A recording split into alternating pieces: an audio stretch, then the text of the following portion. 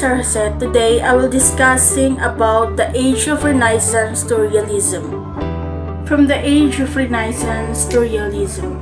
Written history of European art often begin with the art of the ancient Middle East and the ancient Aegean civilization, dating from the 3rd millennium before Christ. Parallel with this significant culture, arts of one form or another existed all over Europe, wherever there were people living. Signs such as carvings, decorated artifacts, and huge standing stone. However, a consistent pattern of artistic development within Europe becomes clearly only with the art of ancient Greece, adopted and transformed by Rome and carried with the empire across much of Europe, North Africa, and the Middle East. The next is the Renaissance art. The origin of Renaissance art can be traced to Italy in the late 13th and early 14th century. During this so-called Proto-Renaissance period in 1280 to 1400s, Italian scholar and artists saw themselves as reckoning to the ideals and achievements of classical Roman cultures. Writers such as Petrarch 1304 to 1374 and Giovanni Boccaccio 1313 to 1375 looked back to ancient Greece and Roman and sought to revive the language, value, and intellectual tradition of those cultures after the long period of stagnation that had followed the fall of the Roman Empire in the 6th century. Renaissance art, painting, sculpture, architecture, music, and literature, produced during the 14th, 15th, and 16th century.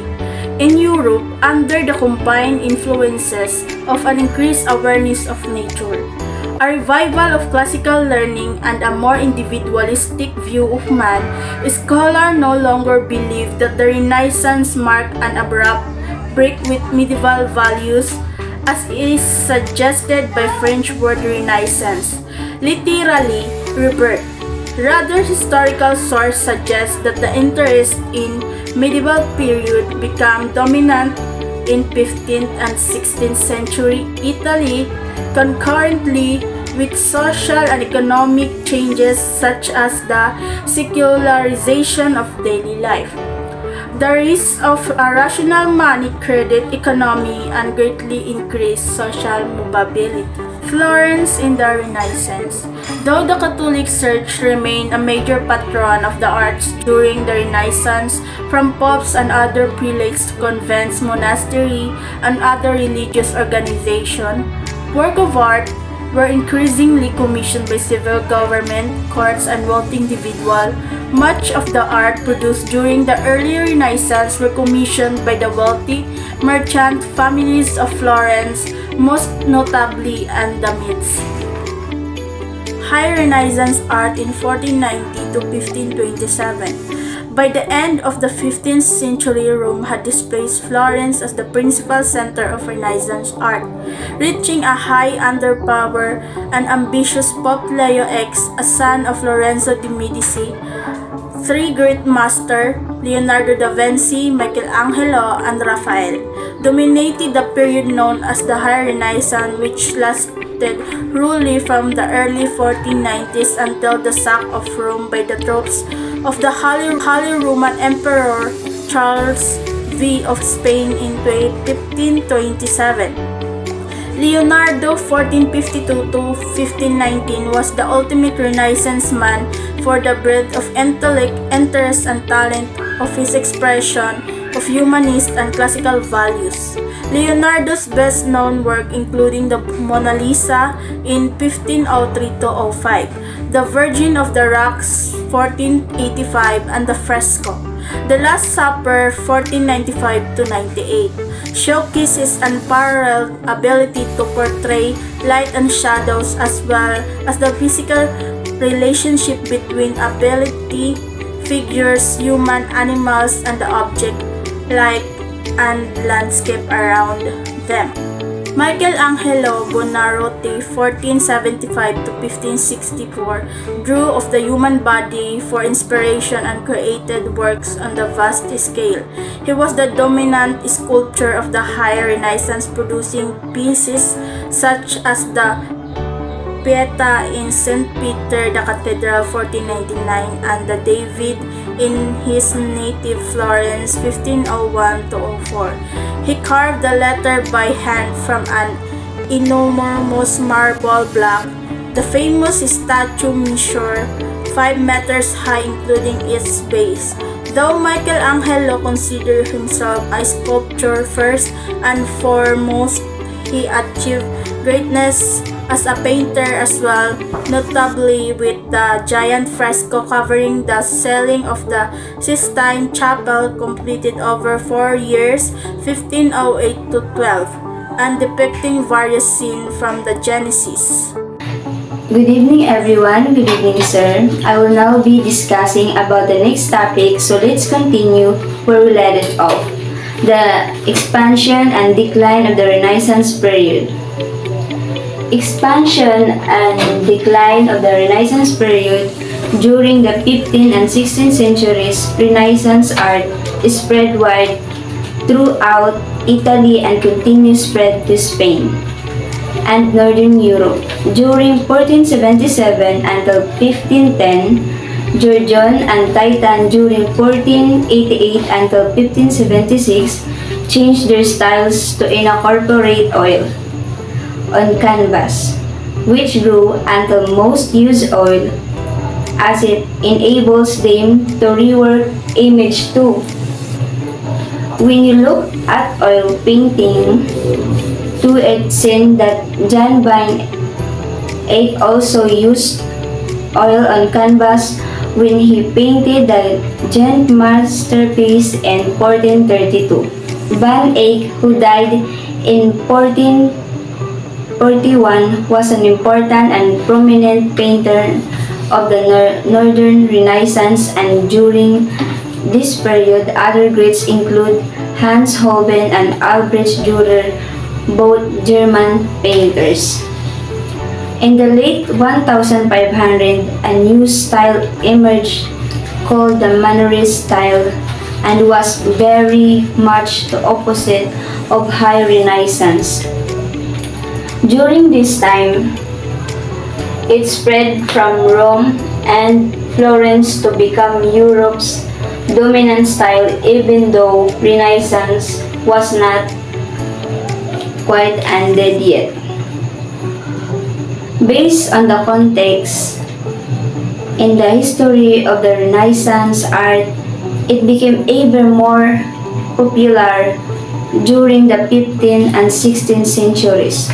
Lumaganap ng gusto ang pagtangkilik sa form at art painting na ito, at maraming mga prominenteng mga pintor ang nagsilbing pundasyon sa kasikatan ng Renaissance art at panahong iyon.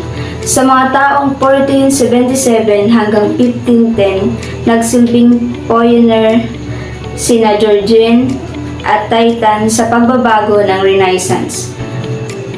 When they tried to incorporate oil on canvas, na siya namang tinangkilik din ng karamihan.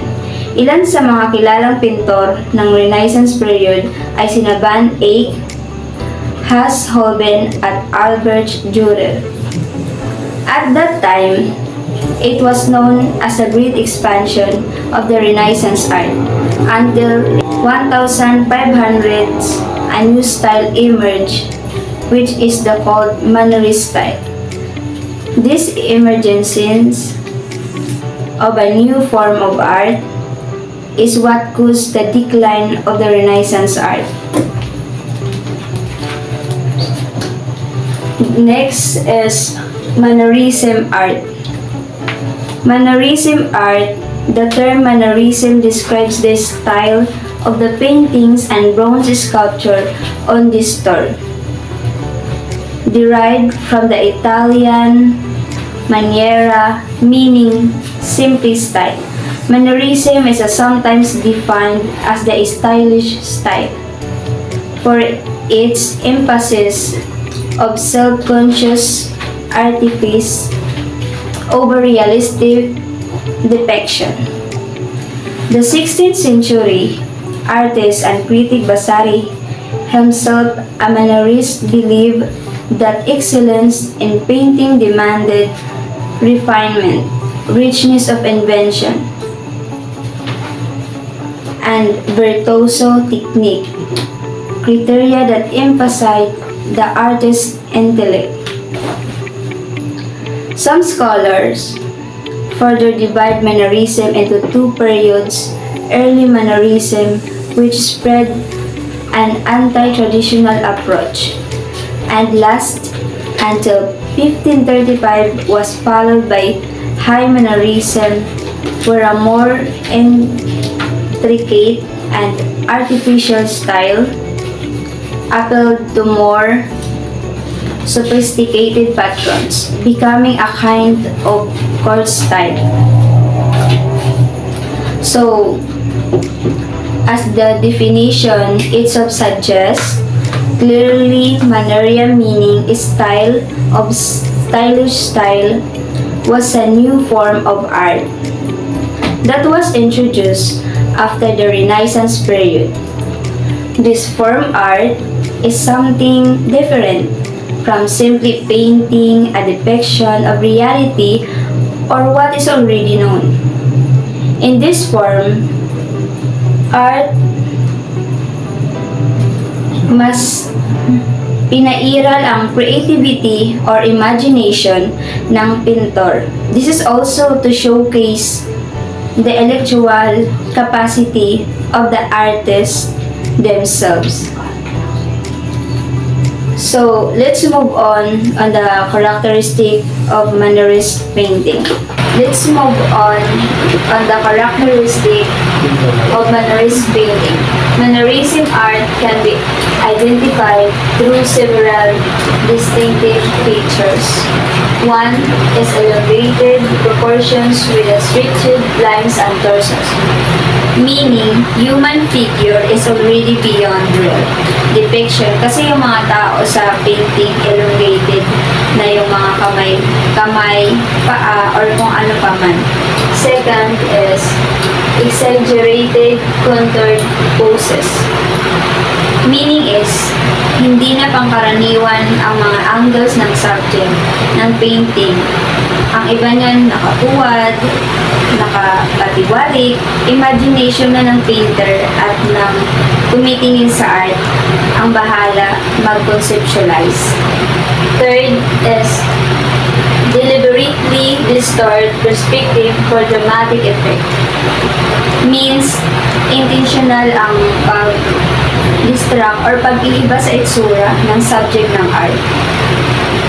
Fourth, unconventional and vibrant color palettes.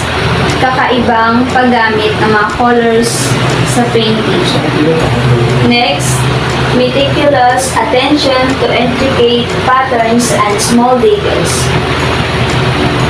May mga patterns tayong mapapansin din na kung baga ay out of norm or kakaiba. Like unique, ganon. And the last, but not least, a focus on variety, showcasing the technical skills of the artist. May mga focus sa pagpapakitang gilas ng isang artist sa kanyang abilidad sa kanyang piece of art. So, next is origin and development of Mannerism.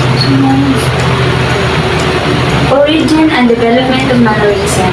Mannerism is an artistic style and movement that developed in Europe from the later years of the Italian High Renaissance around the 1520s to the end of the 16th century, when Baroque started to replace it.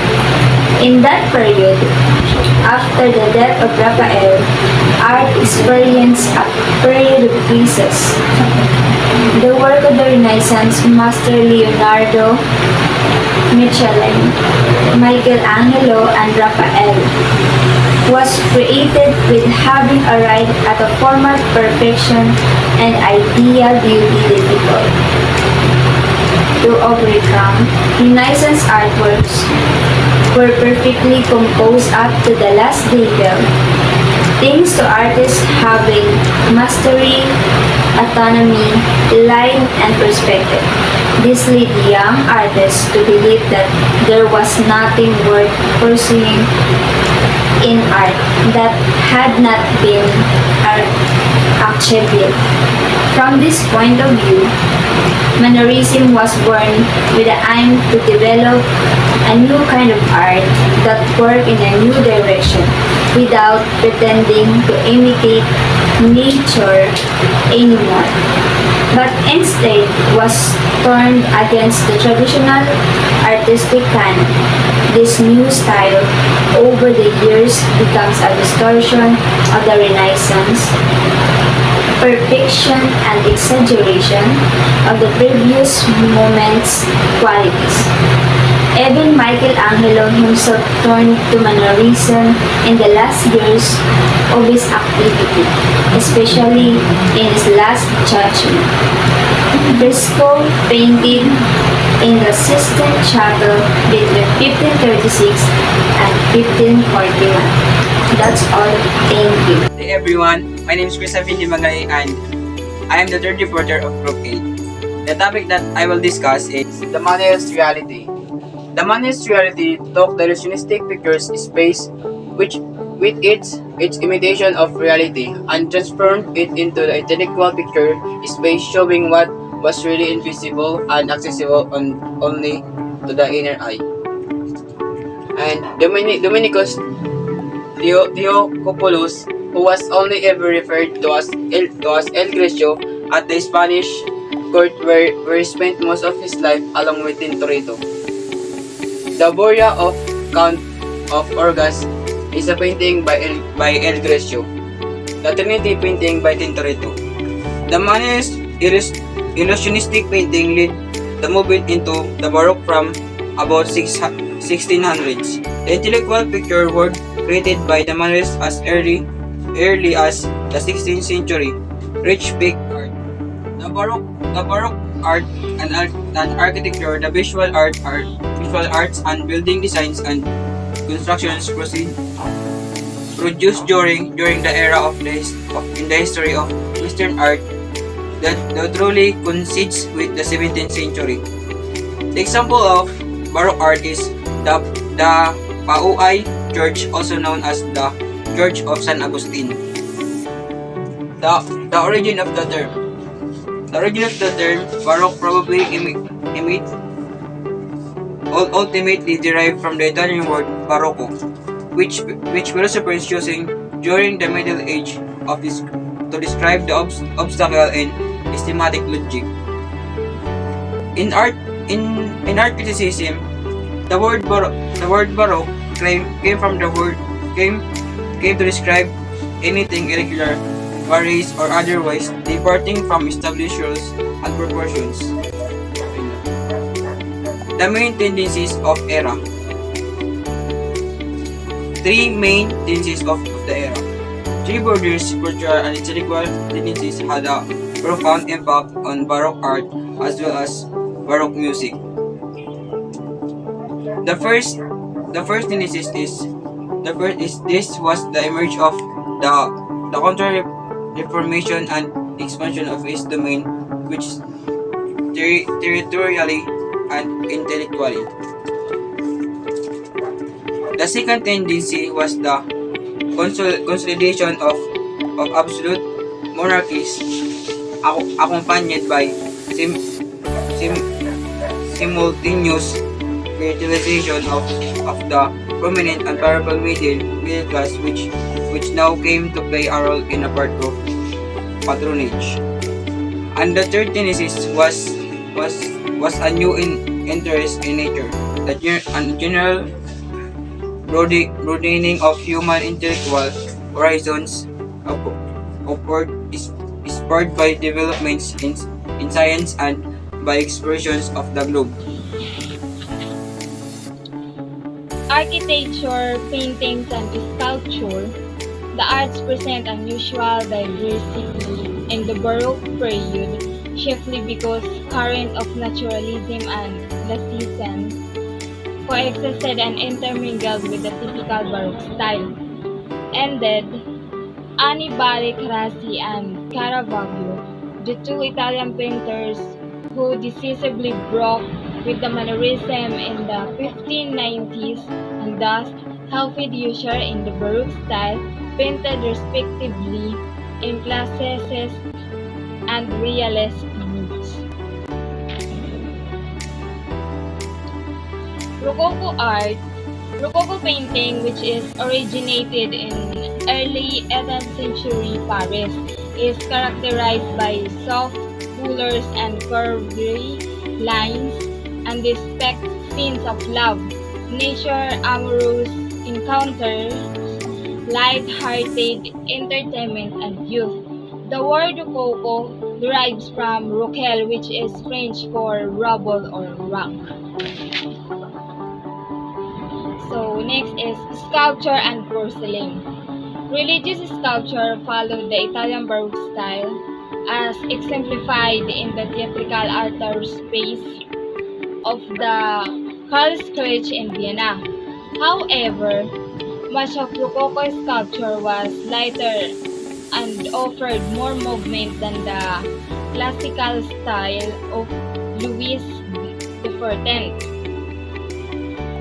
It was encouraged in particular by Madame de Pompadour, mistress of Louis XV, who commissioned many works for her chatwalks and gardens. The next one is Rococo fashion. The Rococo fashion was based on extravagance, elegance, refinement, and decoration. Women's fashion of the 17th century was contrasted by the fashion of the 18th century, which was ornate and sophisticated, the true style of Rococo. This time was known as the Enlightenment, which valued reason over authority. Neoclassicism. Neoclassicism was an influential artistic and intellectual movement that emerged in the 18th century as a reaction against the extravagance and perceived excesses of the preceding Baroque and Rococo styles. It drew inspiration from classical art and culture, particularly from ancient Greece and Rome, aiming to revive the principles of classical antiquity in art, architecture, and literature. Neoclassicism characteristics. Number 1. Classical influence. Classical artists drew inspiration from ancient Greek and Roman art and architecture. Number 2. Rationalism and idealism. Neoclassical art emphasized reason and logic over emotion and imagination. Number 3. Clarify and simplicity. Neoclassical artworks often featured clean lines, geometric shapes, and precise details. Number 4. Subject matter.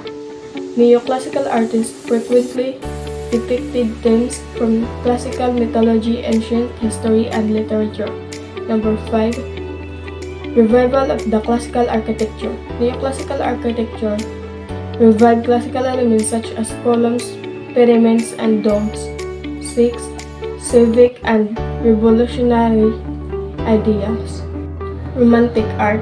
Romanticism was an intellectual, artistic, literary, and intellectual movement that emerged in the 18th century and reached its peak in the 19th century.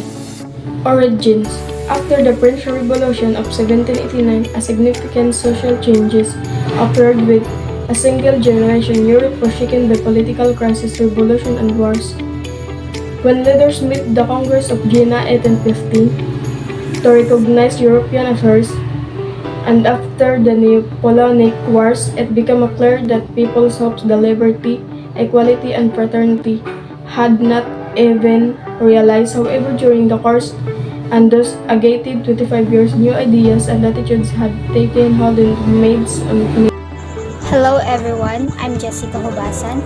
My topic is German Romanticism. In Germany, the young generation of artists reacted to the changing times by a process of introspection.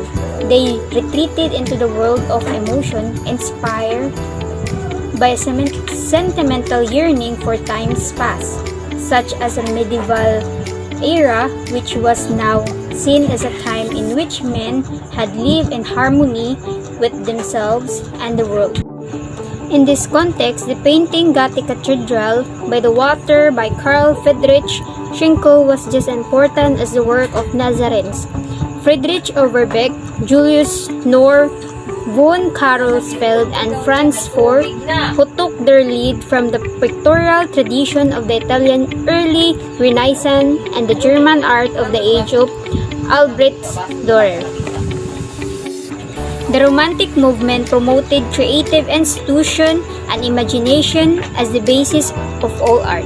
Thus, the work of art became an expression of a voice from within, as the leading Romantic painter Caspar David Friedrich put it.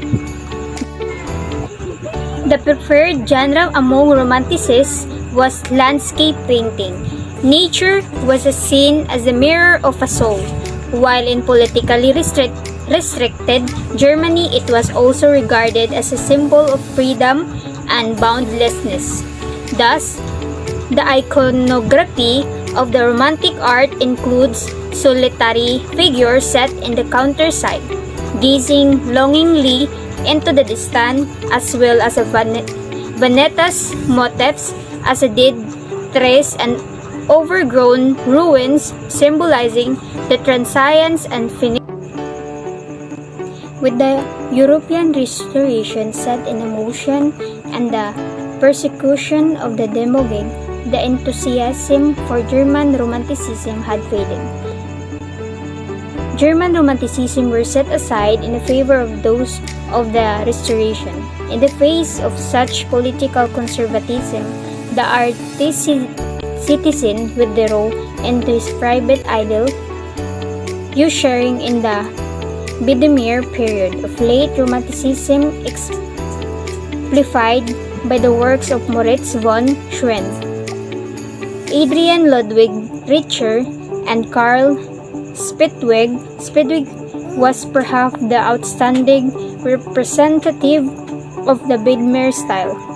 Narrative, anecdotal family scene were among his favorite pictorial themes, although his cheerful and Spitzweg was perhaps the outstanding representative of the Biedermeier style. Narrative, anecdotal family scene were among his favorite pictorial themes, although his cheerful and peaceful painting have a deeper meaning. Behind his innocent prettiness, he is satirizing the materialism of a German.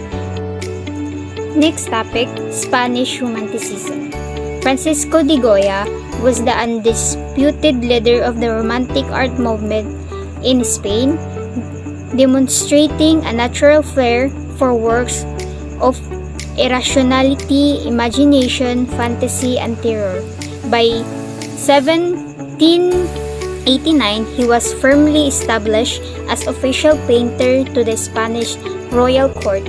Unfortunately, about 1793, he was afflicted by some kind of serious illness, which left him deaf and caused him to become withdrawn. Goya produced one of his greatest masterpieces. The 3rd of May, 1808, another masterpiece is the Colossus. After 1815, Goya became increasingly withdrawn. His series of 14 pictures, known as the Black Paintings, including Saturn devouring his son, offer an extraordinary insight into his world of personal fantasy and imagination.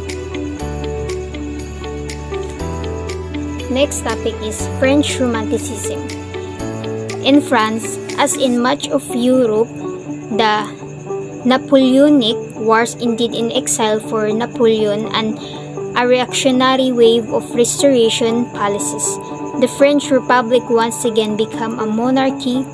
In the fine art terms, all this led to huge boosts for Romanticism, hitherto restrained by the domination of neoclassicists such as the political painter Joaquin Louis David, and other ruling member of French Academy who had reigned unchallenged.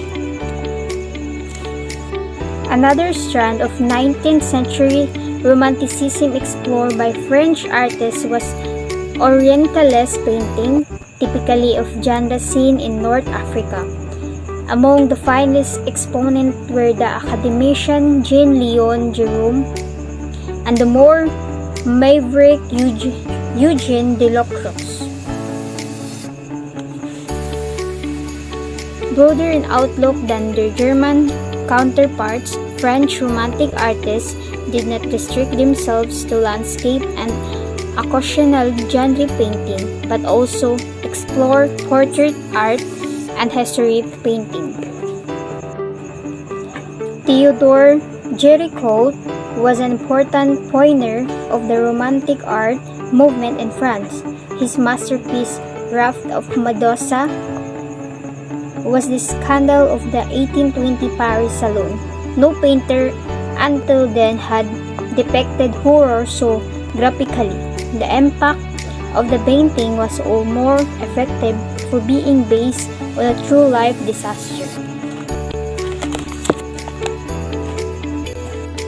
Eugène Delacroix, who later became the leader of French Romanticism, followed in the Géricault's footsteps after the latter's early Dimesh painting picture whose vivid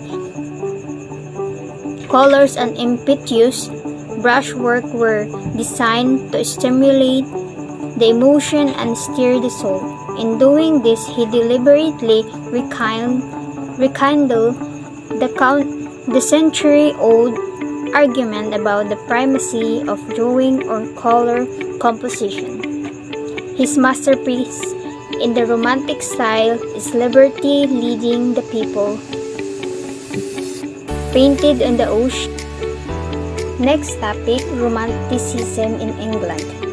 This emancipation of color is particularly characteristic of painting of William Turner. For Turner, arguably the greatest of all English painters of Romanticism, observation of nature is merely one element in the realization of his own pictorial ambitions. The mood of his painting is created less by what he painted than by how he painted it, especially how he employed color and his paint brush. Many of his canvases are painted with rapid slashes. That's all. Thank you. Impact of Romanticism. The impact of Romanticism was a force that dominated Europe during the late 18th. It was an artistic, intellectual, and literacy movement cultivated as a reaction to the Classicism and Neoclassicism movements that preceded it. A distinct break from the trends of an intellectual thoughts, industrialization, realization, and glorification of science. British Romantic paintings. The Romanticism movement was emotionally changed and taught to entertain the imagination.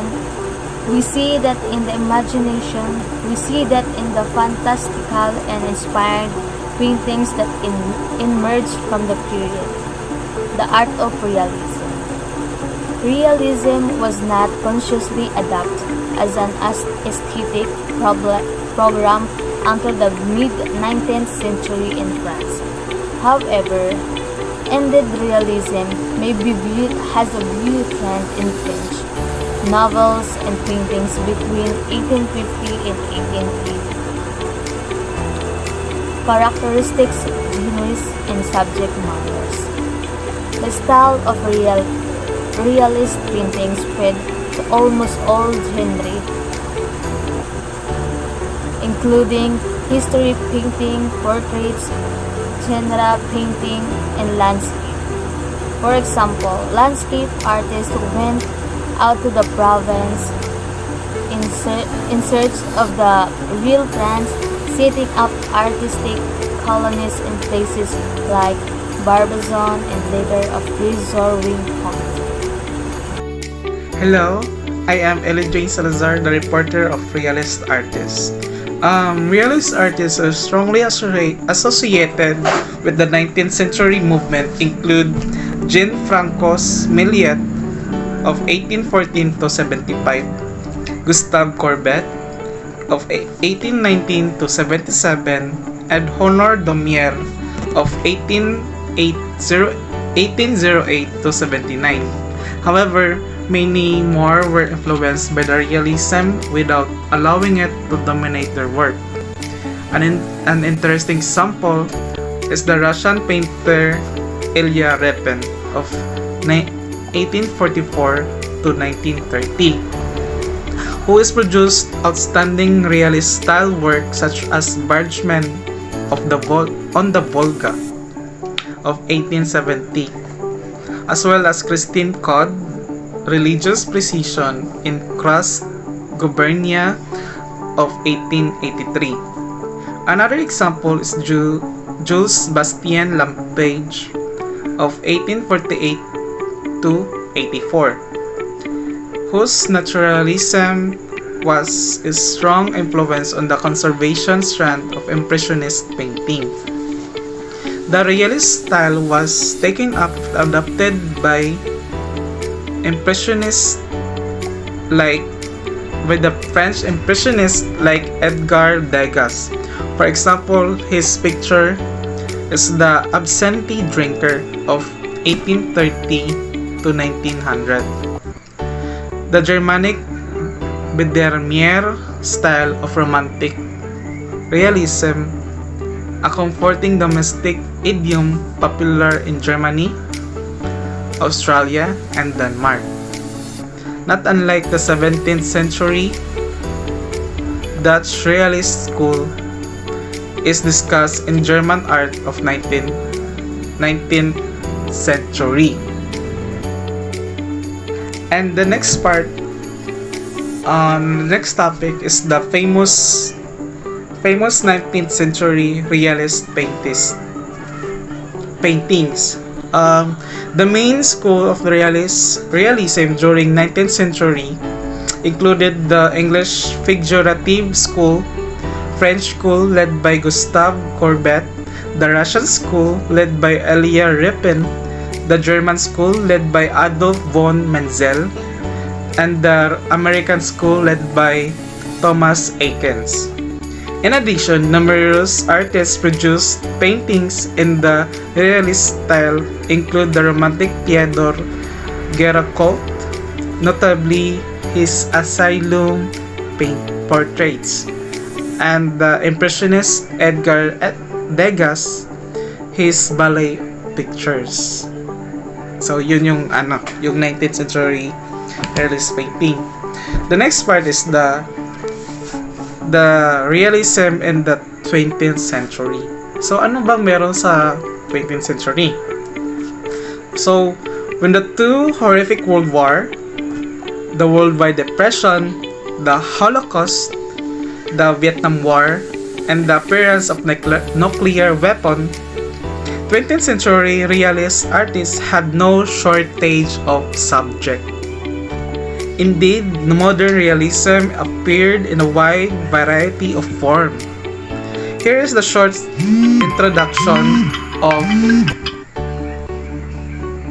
introduction to selection of realist school and theme in fine art painting and sculpture, or encyclopedia art history.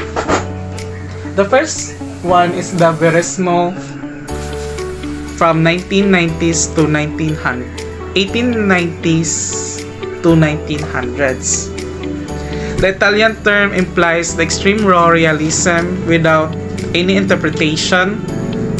the world's first appearance in the violent melodramatic operas of Mascagni, such as Cavaliera Rusticana of 1890, and was taken up by Italian artists like Telemaco Signorini of 1835 and 1901. Number 2 is the Ashcan School of 1908 to 1913. The Ashcan School was a small group of painters who strove to chronicle everyday life in the New York City during the pre-war period, producing realistic and unvarnished pictures and etchings of urban streetscapes and genre scene.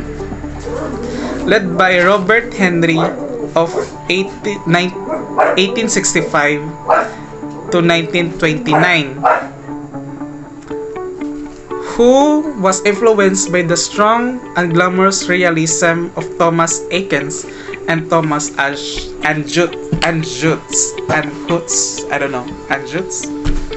The Ashcan School include other painters like Everett Sheen of 1876 to 1953, George Lux of 1866 to 1933, George Wesley Bellows of 1882 to 1925, William Glackens of 1870 to 1938, and John Sloan of 1871 to 1951.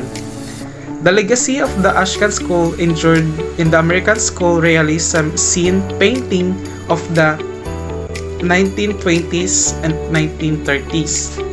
So, thanks to Edward Hopper of 1882 to 1967, see in particular his house by the railroad of 1825, MOMA or MoMA, and the Lighthouse of Tulip from 1929 in the Metropolitan Museum.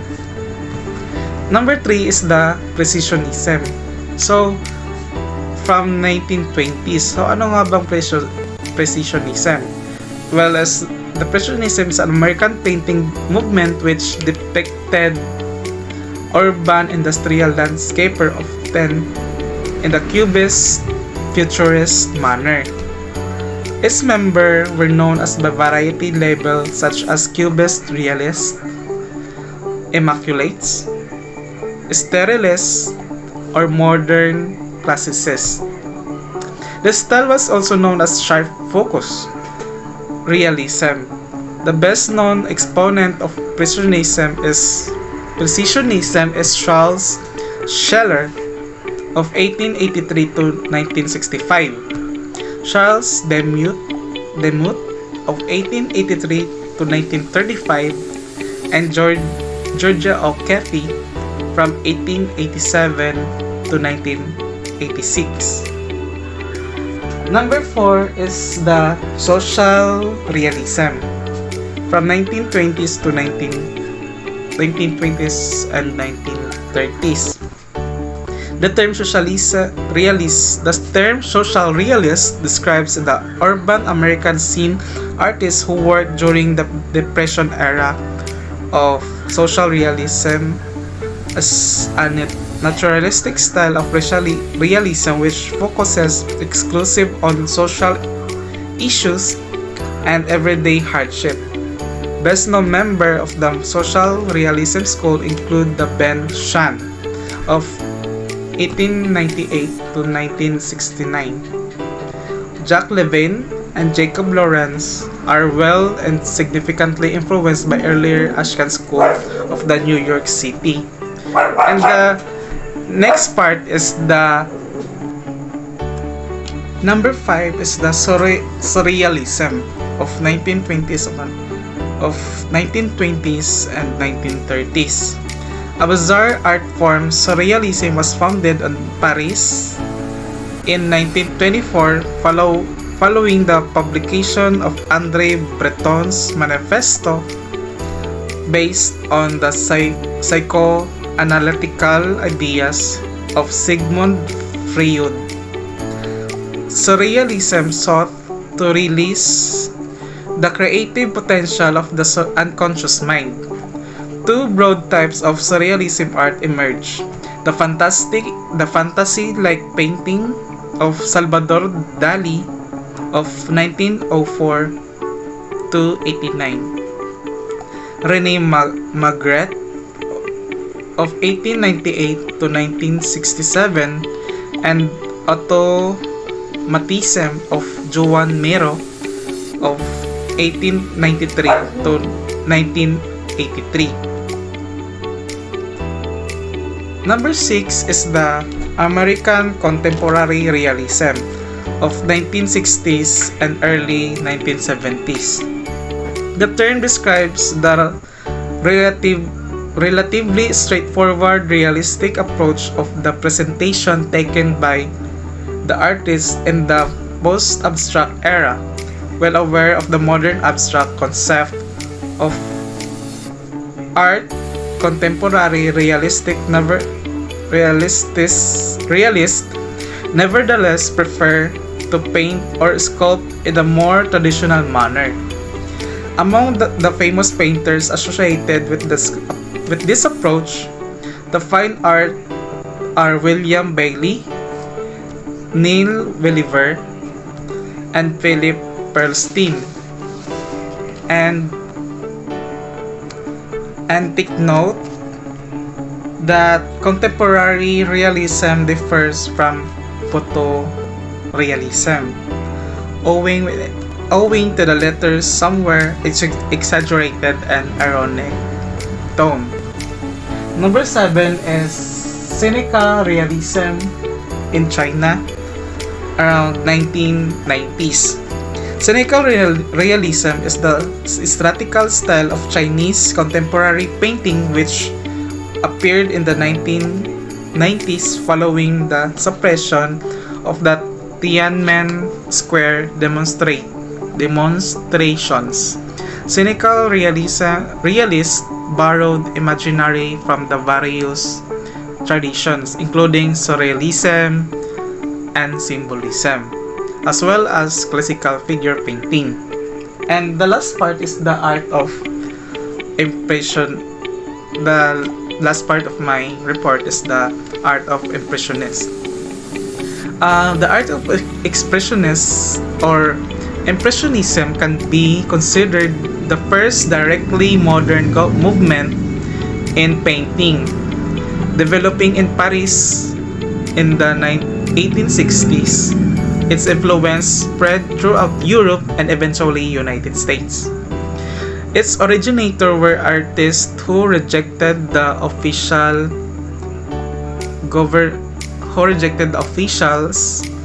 government sanctioned exhibition or salons, and were consequently shunned by the powerful academic arts institutions. In turning away from the fine, finished, and detail to which most artists of their day aspired, the Impressionists aimed to capture the momentary sensory effect of the scene. The impressions objects made on the eye of the fleeting instant. To achieve this effect, many Impressionist artists moved from the studio to the street and countryside and painting in the plain air. So that's all my report, and again, I am Elodrin Salazar, your reporter.